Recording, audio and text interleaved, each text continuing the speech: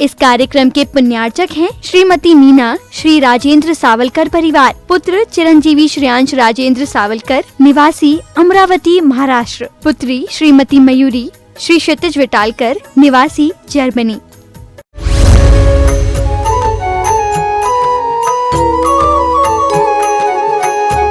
विद्यार्थी का जीवन माटी के लौंदे की तरह होता है। वो बनने के लिए तैयार रहता है। ये बनाने वाले पर निर्भर करता है कि उस मिट्टी के लौंदे का वो क्या बनाए। हालांकि ये बात भी सच है कि बनाने वाला तो सुंदर और कीमती कुंभ ही बनाना चाहता है,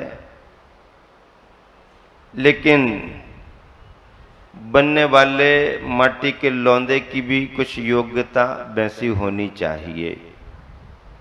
फिर भी माटी माटी ही होती है। अगर माटी को पानी का योग मिल गया और वो माटी किसी कुंभकार के हाथ लग गई तो फिर तो कहना ही क्या है। एक रूपक आपके सामने रख रहे हैं। कुंभकार माटी से कुछ बना रहा था और बनने पर यह देखने में आया कि माटी का आकार चिलम के रूप में आगे बढ़ रहा है। क्या शब्द सुन लिया ना ध्यान से? चिलम। चिलम जानते नहीं जानते? शायद आज के बच्चे नहीं जानते होंगे क्योंकि दूसरे साधन बहुत आ गए हैं। महाराज जी ने बहुत अच्छे से बात बता दी। पुराने जमाने में चिलम का प्रयोग होता था, अभी भी कुछ लोग करते हैं। मिट्टी की बनी रहती है, उसमें तंबाकू रखते हैं, उसे जलाते हैं और फिर धुआं खींचते हैं। बीड़ी सिगरेट का एक विशेष रूप है वो। तो वो कुम्हार चिलम बना रहा था। आने जाने वाले ने देखा, उसे लगा कि मिट्टी से कुम्हार चिलम बना रहा और चिलम अगर बन रही है तो उसका परिणाम सब जानते हैं कि वो स्वयं जलेगी और पीने वाले को भी जलाएगी। लेकिन देखते ही देखते कुंभकार के हाथ आगे पीछे हुए और वो चिलम का आकार खत्म हो गया और फिर उसने नया आकार देना शुरू किया। अब देखने में आया कि वो कुम्हार उस मिट्टी से एक छोटा सा मिट्टी का घड़ा बना रहा है। क्या बना रहा है? घड़ा बना रहा है। घड़े को तो सभी जानते हैं। गर्मी के दिनों में मिट्टी का घड़ा, सुराही उसकी बड़ी कीमत होती है। देखने वाले ने कहा कुम्हार से, ओह मैं ये क्या देख रहा हूं। देखने वाले ने क्या कहा कुम्हार से? ओह मैं ये क्या देख रहा हूं, क्योंकि पहले चिलम बनते देख रहा था, अब ये थोड़ा सा घड़ा कलश जैसा बनते हुए देख रहा हूं। तो कुंभकार ने कहा बस यूं ही मेरा विचार बदल गया। कुंभकार ने क्या कहा? बस यूं ही मेरा विचार बदल गया। क्यों? पहले चिलम बनाने का विचार था, बदल गया, अब वो घड़ा बनाने लगा। बस यूं ही मेरा विचार बदल गया। कुंभकार ने केवल इतना ही कहा कि बस यूं ही मेरा विचार बदल गया। माटी के अंदर से आवाज आई, अरे तेरा तो केवल विचार बदला है, मेरा तो संसार बदल गया। क्या? तुम्हारा तो केवल विचार बदला है, मेरा संसार बदल गया। अब विद्यालयों की बात अगर करें तो जो संस्था के आधार स्तंभ होते हैं, प्रमुख जन जिनके माध्यम से संस्था चलती है, ट्रस्ट आदि, और वर्तमान में कमेटियां जो संस्था का संचालन कराती हैं, और फिर उनके साथ में विद्यार्थियों को पढ़ाने वाले टीचर्स और शिक्षिकाएं वगैरह ये जो भी है, इनके मन में अगर संस्था के प्रति गहरे मन से समर्पण आ जाए, शिक्षा के उद्देश्य के लिए वाकई में ये अंतरंग से समर्पित हो जाएं, तो इनके इस विचार से संस्थान में पढ़ने के लिए आए छोटे छोटे बालक बालिकाओं का संसार बदल सकता है। इन्हीं में से कोई बच्चे विवेकानंद बन सकते हैं, इन्हीं में से कोई बच्चे डॉक्टर एपीजे अब्दुल कलाम वैज्ञानिक राष्ट्रपति बन सकते हैं, इन्हीं में से कोई महात्मा गांधी बन सकते हैं, और इन्हीं में से कोई नरेंद्र मोदी भी बन सकता है। इन्हीं बच्चों में से संस्था की अध्यक्ष तो चिंतित हो रहे थे कि 2 नंबर से मेरिट रह गई। महाराज जी ने तो कह दिया, गारंटी के साथ कह रहा हूं, 1 साल का प्रयोग करके देखो, सब मेरिट में आ जाएंगे। प्रयोग कठिन है, प्रयोग आसान नहीं है। आज के वातावरण में उतना कठिन प्रयोग करना संभव नहीं, लेकिन अगर करते हो तो आप में सारी क्षमताएं हैं। आप प्रदेश का नेतृत्व कर सकते हो, देश का नेतृत्व कर सकते, यहां तक कि संत महात्मा भी तुम ही बन सकते हो। ये बालिकाएं भी कम नहीं है, इन्हीं में से कोई इंदिरा गांधी बन सकती है, इन्हीं में से सीता, गीता और सावित्री बन सकती है, इन्हीं में से कोई कल्पना चावला जो पहली अंतरिक्ष यात्री थी वो बन सकती है, और इसी में से कोई पीटी उषा धावक है, दौड़ने वाली, वो बन सकती है, और इसी में से देश की राष्ट्रपति द्रौपदी मुर्मू भी बन सकती है। नहीं बन सकती क्या? ऐसे ही तालियां बजा दी क्या? अरे आपके अंदर विश्वास तो जगना चाहिए ना। अगर आपके अंदर विश्वास जग गया तो आपके अंदर सब कुछ बनने की क्षमता है। हां, क्योंकि सफलता की जो सफलता जिस ताले के अंदर बंद रहती है, क्या सफलता जिस ताले के अंदर बंद रहती है, उस ताले की चाबियां केवल 2 हैं। सफलता अंदर बंद है, उस ताले की चाबियां केवल 2 हैं। पहली चाबी विश्वास और दूसरी चाबी है परिश्रम। आपको एक साथ दोनों चाबियां अपने पास रखना पड़ेंगी। विश्वास से आप भरपूर होना चाहिए और परिश्रम में, पसीना बहाने में कभी पीछे नहीं रहना चाहिए। बच्चे लेकिन मेहनत करने में काम चोरी बहुत करते हैं।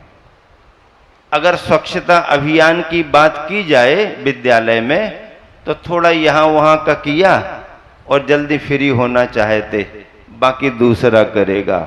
नहीं, विद्यालय को अपना घर मान करके उसके साथ जैसा आप घर को साफ सफाई रखने का भाव करते हो, ऐसे अपने विद्यालय में भी साफ सफाई का ध्यान रखना चाहिए।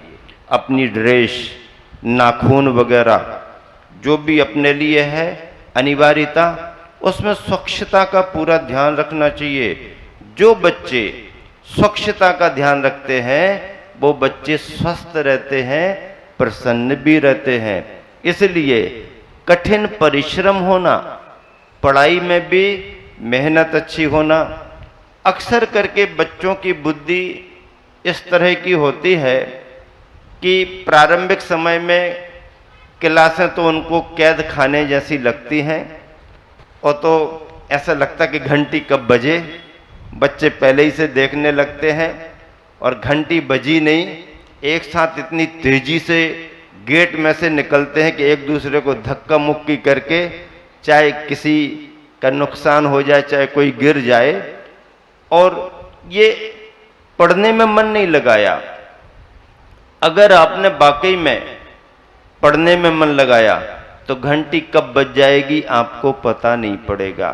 फिर घर आकर के बच्चे फिर तुरंत होमवर्क नहीं करते। कुछ बच्चे बहुत अच्छे रहते हैं जो घर जाकर के सबसे पहले होमवर्क करते हैं, और कुछ बच्चे तो ऐसे रहते हैं गए थैला यूं फेंका और अपने मन माफिक जिसको जो करना उस काम में लग जाते हैं।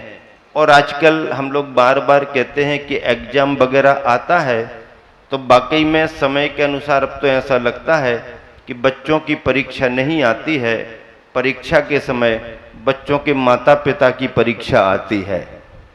माता पिता को बहुत लोड होता, चिंता होती कि क्या होगा कैसा होगा, इसलिए बीच बीच में माता पिता आदि आदि अभिभावकों को बुलाते रहते हैं कि भैया देखो तुम्हारे बच्चे का ये रिजल्ट है, बच्चा मेहनत कर पा रहा है कि नहीं कर पा रहा, ताकि आखिरी रिजल्ट में माता पिता को एकदम वैसा ना लगे। शिक्षक प्रबंधक इस बात का ध्यान रखते हैं और सहयोग करते हैं। फिर दूसरी बात है, अगर विद्यार्थी किसी एक विषय में कमजोर हो गया तो उसके पूरे जीवन के बारे में उसकी कमजोरी नहीं माननी चाहिए।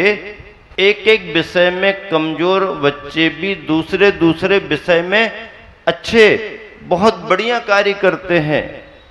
एक छोटी सी फिल्म आई थी, आप लोगों ने देखी होगी, मैंने तो केवल कहानी सुनी है दूसरों से, तारे जमी पर सुनी है ना, देखियो तारे जमी पर। उसकी कहानी ये है कि स्कूल में एक बच्चे के लिए पढ़ाई में कमजोर था, आई साइड उसकी थोड़ी वीक थी, बराबर बोर्ड पर अक्षर लिखे गए उसको जमते नहीं थे, उस कारण वो अपनी पढ़ाई में प्रोग्रेस नहीं कर पाता था। और जब रिजल्ट कमजोर आता था तो सब लोग उसको टोकते, परेशान करते, घर वाले भी उसको यूं समझ लगे ये तो कुछ नहीं करता कुछ नहीं करता, वो परेशान सा रहने लगा। ऐसी स्थिति में किसी एक टीचर की नजर उस पर पड़ी और वो समझ गया इस बच्चे की कोई कमजोरी है, और उसने उसे सहयोग देना शुरू किया। और पढ़ाई में अगर कमजोर है तो ज्यादा जोर उस पर नहीं दिया, कमजोर है कोई बात नहीं, ज्यादा लोड नहीं लेना, लेकिन उसको दूसरे तरीके से आगे बढ़ाना शुरू किया। उसको चित्रकला में आगे बढ़ाना शुरू किया, बढ़ता गया। और एक दिन जब विद्यालय में चित्रकला की प्रतियोगिता हुई तो सारे विद्यार्थियों के बीच में वो कमजोर बच्चा चित्रकला में सर्वश्रेष्ठ नंबर लेकर के आगे बढ़ा।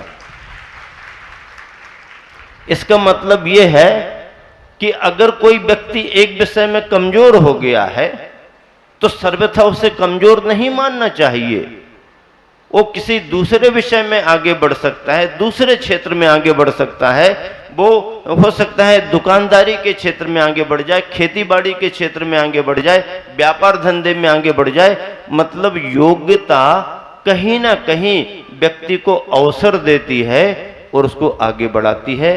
अच्छे बच्चे जो बहुत अच्छे नंबर लाते हैं वो अहंकार ना करें, और मेहनत करने पर भी अगर कोई विद्यार्थी को उतनी उसके मन के अनुरूप नंबर नहीं मिल पाते तो वो हीनता महसूस ना करें, अपने मन के विश्वास को बना के रखें। क्यों, मन अगर कमजोर हो गया तो वो हीनता गिल्टी फील होते होते डिप्रेशन में चली जाती है, फिर बच्चा किसी समय आगे बढ़ना नहीं चाहता, पीछे पीछे रहता है। नहीं, हीनता के शिकार ना होकर के मन का उत्साह और मनोबल बढ़ा करके अच्छे तरीके से काम करना चाहिए। अल्बर्ट आइंस्टीन बहुत बड़ा वैज्ञानिक हुआ है, उसके बारे में मैंने पढ़ा कि वह गणित के क्षेत्र में, गणित के विषय में बहुत कमजोर थे, बहुत कमजोर थे।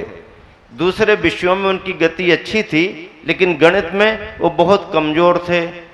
से सभी बच्चों के बीच में उनकी हंसी भी होती रहती थी, टीचर भी उसे बढ़ाना चाहते थे लेकिन वो हल नहीं कर पाते थे, उनको ख्याल नहीं रह पाता था, तो बच्चे भी उनको परेशान करने के नाम पर उनके पीछे कागज पर बुद्धू लिख करके ऐसा चिपका देते थे और उसकी मजाक उड़ाते थे।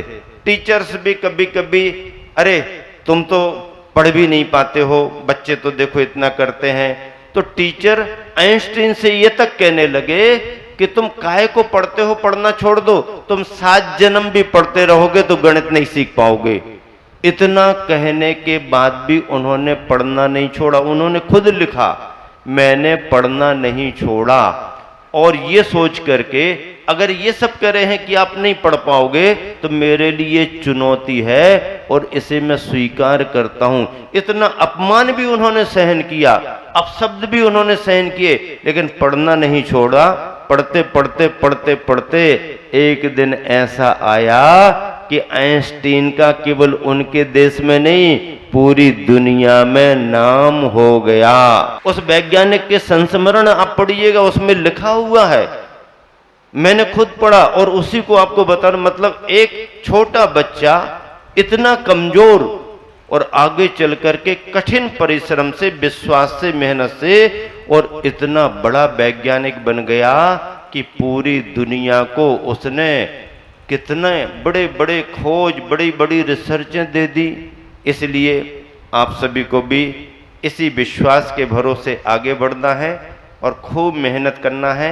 माता पिता का भी ध्यान रखना है, क्योंकि माता पिता बहुत मुश्किल से बच्चों की पढ़ाई का प्रबंध कर पाते हैं। अपने खर्चों में कटौती करके बच्चों को अच्छा बनाने के लिए वो प्रबंध करते हैं। उनके उस विश्वास को तुम्हें बनाए रखना है। कई बार ऐसा होता है, बच्चे छोटे रहते हैं तो माता पिता के आश्रित रहते हैं, क्योंकि पढ़ाई करना है, खर्चे चाहिए। और जब बड़े हो जाते हैं और थोड़े अपने पैरों पर खड़े हो जाते हैं तो वो माता पिता को भी भूलने लगते हैं। यहाँ तक कि अपने घर परिवार को छोड़ करके भी चले जाते हैं, दूसरों की संगति में लग जाते हैं। यहाँ तक कि बच्चे अपने माता पिता की इच्छा के विरुद्ध भी शादी विवाह करने लगते हैं। ये सब कुसंगति का प्रभाव है, ये सब भौतिकता का प्रभाव है। नहीं, अपनी पढ़ाई का जीवन माता पिता के भरोसे के बना करके रखना और माता पिता परिवार की अनुकूलता से ही अपने को काम करना। दूसरी बात है, शाकाहार पर जो बच्चे जितना जोर देंगे, खान पान की पद्धति में शाकाहार, दूध है, फल है, अनाज है, सब्जियां हैं, आदि आदि, नॉनवेज नहीं। कोई जीव मरना नहीं चाहता है, इसलिए जीव को मार करके अगर कोई भी भोजन तैयार होता है तो वो तुम्हारी आध्यात्मिक उन्नति में बाधक बनेगा, वो तुम्हारे उज्जवल भविष्य में कहीं ना कहीं बाधक बनेगा।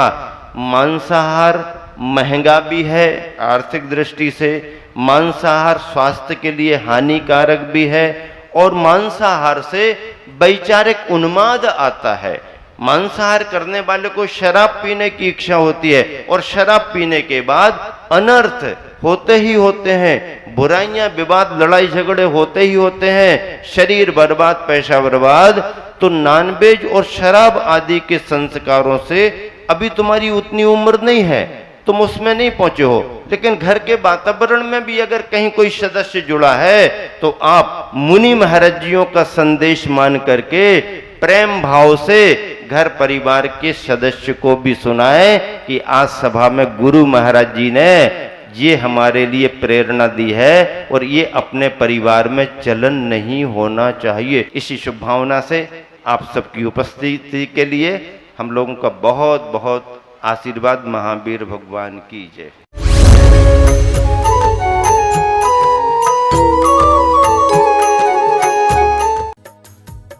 इस कार्यक्रम के पुण्यार्चक थे श्रीमती मीना, श्री राजेंद्र सावलकर परिवार, पुत्र चिरंजीवी श्रेयांश राजेंद्र सावलकर, निवासी अमरावती महाराष्ट्र, पुत्री श्रीमती मयूरी, श्री क्षितिज विटालकर, निवासी जर्मनी।